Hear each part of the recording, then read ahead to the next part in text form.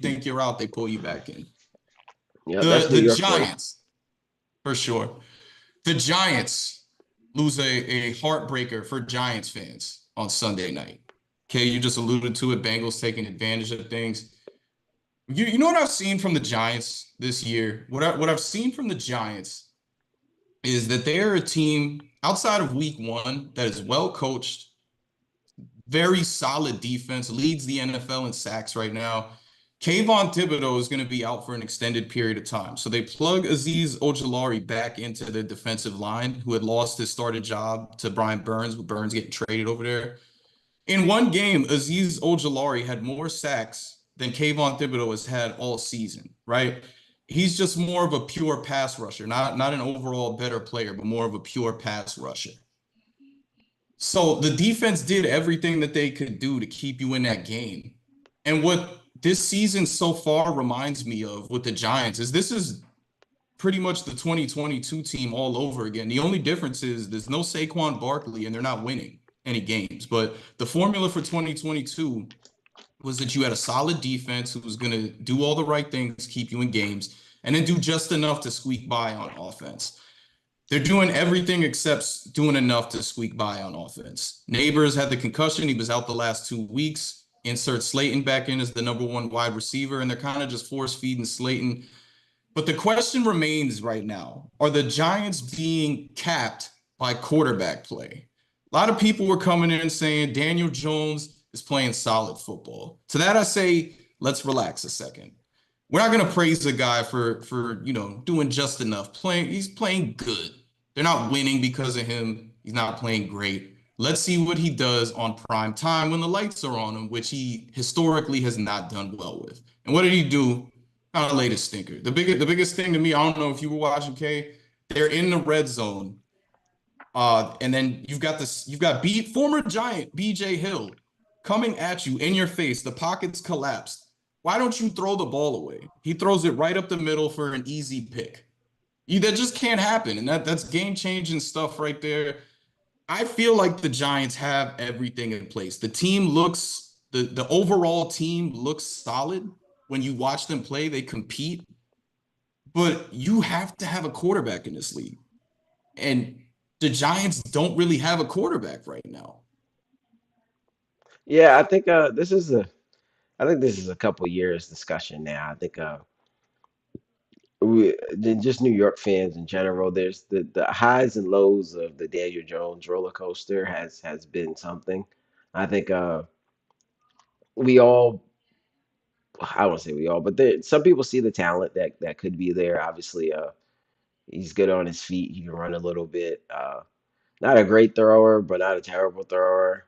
Could probably be a little better. But I think this quarterback situation has been something that's been ongoing, and I think a lot of us thought that maybe they should have switched over a little while ago, but we thought bringing in Dable that he can kind of get the best out of him. So like we've been saying for a few weeks, I think this trial run is coming to an end.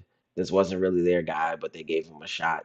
And you think you bring, like I said, you bring a quarterback coach in there, you try to see if you can make this quarterback into something, and if it doesn't work out, then you kind of move forward. I think again they need to clear some money on the caps anyway.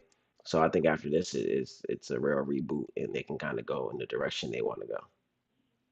Everything that you described of Daniel Jones is what you would describe of a backup quarterback. He's good.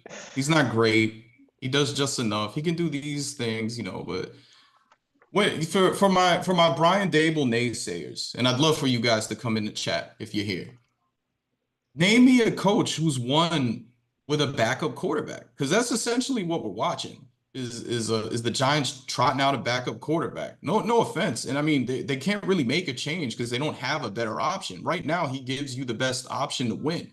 Now, big news coming out early today, really last night, but early today it was made official. One of their better players, best offensive lineman, Andrew Thomas, is out for the year.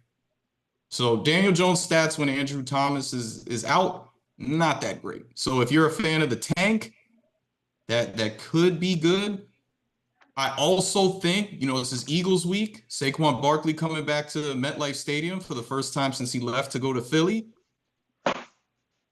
The Eagles aren't a well-coached team either. So this is going to continue to be a roller coaster. It's a winnable game, but let's see what happens. I would coming into this Sunday, I expect this to be a contested game because Nick Sirianni's a dead man walking. And the Giants have their own issues. So this is going to be two teams with issues going at it. I mean, if we're going off of last year, the Eagles needed that game at the end of the season for seeding purposes, and the Giants outright beat them. So I feel like this is a good shot for the Giants to do that again. But we'll see. And I think the Giants could have some motivation. Obviously, Saquon left. There was a little bad blood between him and a few people after he left. Obviously, he went to their rivals, went to the Eagles straight down the street. So there could be some motivation for them. But kind of like I just said with the Bengals, sometimes just a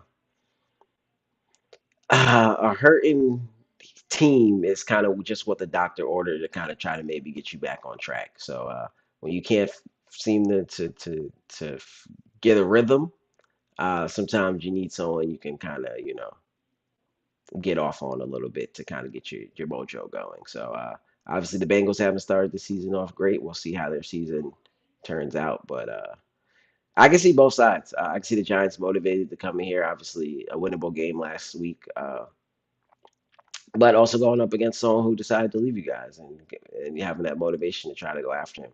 But again, I can also see the Eagles being like, trying to get our mojo back, and this is the type of team maybe you can get that on. Did you see him say that he doesn't expect to get booed? Uh, I could, Come on, I man. didn't like in his. I mean, I can see why he says that. He He, joined the Eagles.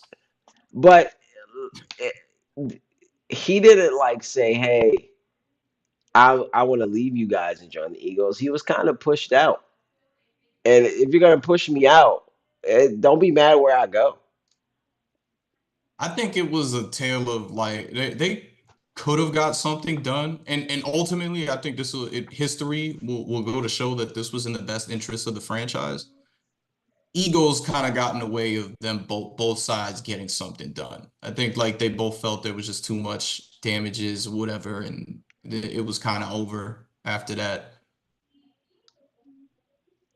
Yeah, but I can see where he says like, don't be mad at me because the organization decided to do what's best for them. Then at that point, I have to do what's best for me. So I think in his heart of hearts, he feels like if you really look at it, you gotta respect that. So they're gonna do what's best for them. I'm gonna do what's best for me, but don't be mad at me for doing what's best for me when no one's booing the GM for letting me go. You see what you're doing right now is you're making a rational thought, but what the case is going to be is that these are Giants fans and they hate the Eagles. It's like for me as a Giants fan, it's my hate goes Cowboys number one, Eagles number two, and it's very close. So I don't think Giants fans ever cared about like what the semantics were and what how it happened. I think that they're just observing the fact that you joined the hated Eagles and it feels like a slap in the face. So I don't know, Saquon. I don't know if you're trolling, but I Or expect the boo birds to be flying on Sunday when you walk out. but then in that case, I wouldn't take the boost too personal. It's less about him and more about just the hate for the Eagles. Yeah, yeah. I did. Everybody felt a little slapped in the face and was like, he's signing with the Eagles. Uh, I mean, yeah, but I wouldn't take it personal if I was him. It's more of an Eagles Giants hate than we hate you type of thing.